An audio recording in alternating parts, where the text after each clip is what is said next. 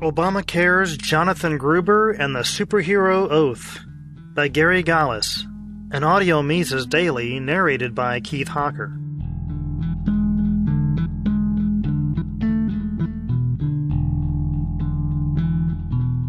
Economic analysis is a powerful tool, but while powerful, it is also amoral, not inherently moral or immoral.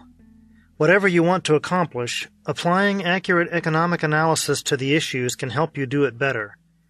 If the purpose is good, you can achieve more of it.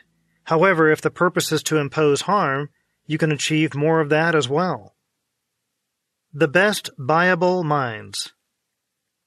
Those 2 points must be made or remembered in every economics course, from principles onward. In fact, I have taken to following up my discussion of these issues in my classes by telling students they must sign a superhero oath on their final exam. They must promise to only use their new skills to do good. In particular, they cannot use them to become part of the political process that Henry Hazlitt described in the first paragraph of Economics in One Lesson. While certain public policies would in the long run benefit everybody, other policies would benefit one group only at the expense of all other groups.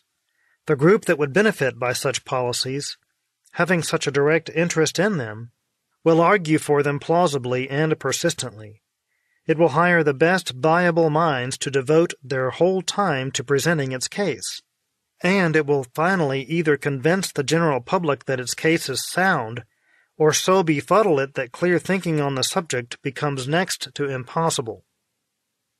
This prohibition on becoming one of the best buyable minds is particularly important in public finance, where the focus is on evaluating government policies, and benefit-cost analysis is where this issue comes to a head. Benefit-cost analysis. Benefit-cost analysis began as a systematic way to discipline decision-making.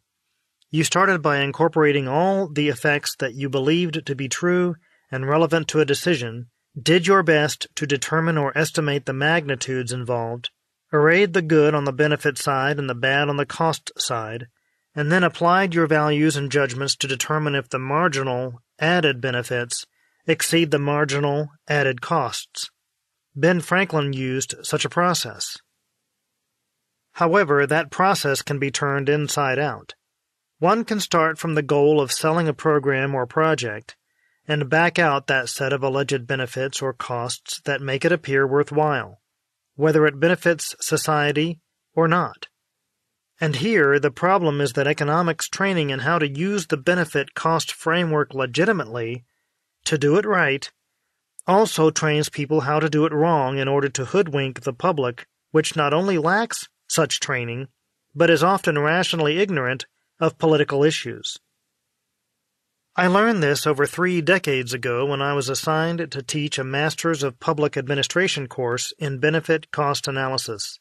Those students, preparing for careers in government, had absolutely no interest in learning how to do things correctly, only how to make errors in the correct direction if necessary to justify what they wanted to do. To get them to learn the underlying material of how to do things correctly, I had to teach them how to cheat. And I still feel guilty about that naive motivational approach. Those techniques include many tricks that are depressingly commonplace in bogus government justifications, counting government spending programs as creating jobs, rather than moving them from where voluntary and mutually beneficial market choices place them to where politicians dictate, counting multiplier effects, which creatively produces extra assumed benefits, while ignoring the symmetrical multiplied costs where the resources are extracted from citizens. Counting the same benefit in different disguises, as if it was several different benefits, substantially understating the costs of government spending by treating each dollar spent as costing society only $1, when the distortions caused by taxation means it costs society far more, etc. Jonathan Gruber and Obamacare. But now Jonathan Gruber, author of a leading public finance text, who cannot therefore blame ignorance for his malfeasance, and architect of Obamacare, has made himself the leading example of a supervillain, buyable mind. Videos have caught him bragging about several abuses of honesty and logic in Obamacare. Gruber has admitted that the 40% tax on Cadillac company insurance coverage was really a hidden way to tax affected workers while ensuring that employers would receive the blame for expensive plans. Every economist knows that who the tax is legally imposed on does not change who actually bears the burden. Gruber and others used this knowledge to mislead Americans into thinking someone else would pay, and so many supported a policy they would have opposed had they not been deceived. Gruber and the other designers of Obamacare also used their knowledge of the Congressional Budget Office's methods to manipulate public perceptions. Obamacare's design was tweaked to look as good as possible in the CBO's eyes. This is the genesis of the program's mandates. Gruber said, "The bill was written in a tortured way to make sure the CBO did not score the mandate as taxes. If the CBO scored the mandate as taxes, the bill dies. Okay, so it's written to do that, to take advantage of the stupidity of the American voter." The manipulation of the CBO also extended to the timing of Obamacare's implementation, as CBO rules specify that one must only go out 10 years in estimating costs. That made the end date 2019.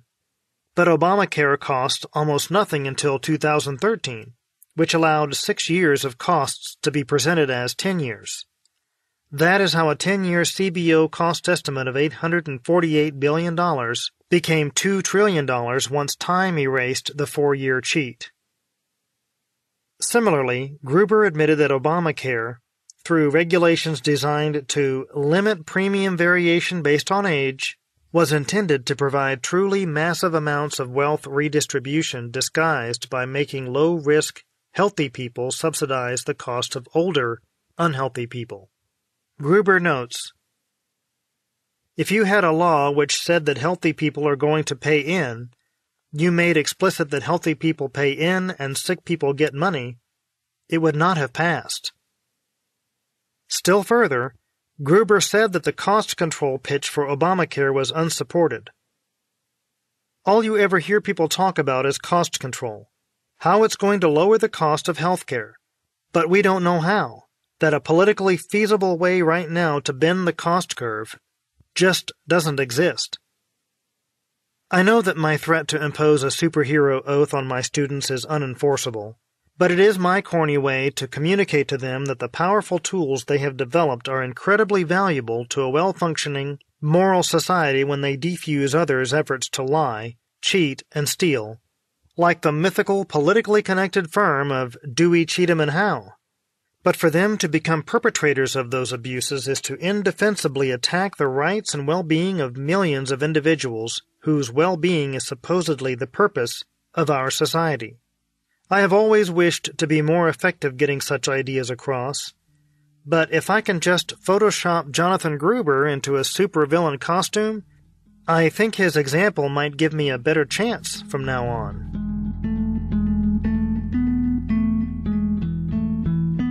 The Mises Institute hopes you have enjoyed this audio Mises Daily. For a world of free market literature, media, and discussion, visit Mises.org.